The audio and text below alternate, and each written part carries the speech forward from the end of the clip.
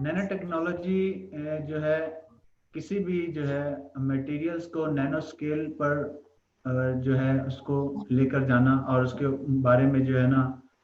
उसकी detail study, उसकी products और उसकी जो है नए जो है प्रोसेसेस को डेवलप करना और उन मटेरियल्स को जो है डिफरेंट फील्ड्स के अंदर अप्लाई करने का नाम नैनो टेक्नोलॉजी है। नैनो टेक्नोलॉजी ने बहुत सी फील्ड्स में जो है कंट्रीब्यूट किया है,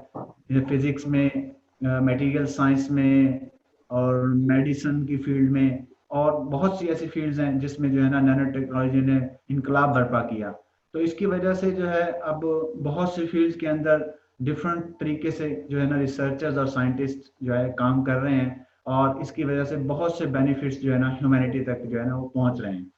तो नैनो टेक्नोलॉजी ने जो है इन्वायरमेंट के अंदर भी बहुत सा कंट्रीब्यूशन किया है। इसने जो है जो ग्रीन हाउसेस जो है ग्रीन हाउस गैसेस हैं और जो है दूसरे हैजर्डस वेस्ट जो है इनको बहुत ज़्यादा कम किया और रॉ मटेरियल्स और एनर्जी और वाटर को जो है जो बहुत ज़्यादा इसकी जो है ना इसके सेविंग के बारे में बहुत ज़्यादा नैनो टेक्नोलॉजी ने काम काम किया है।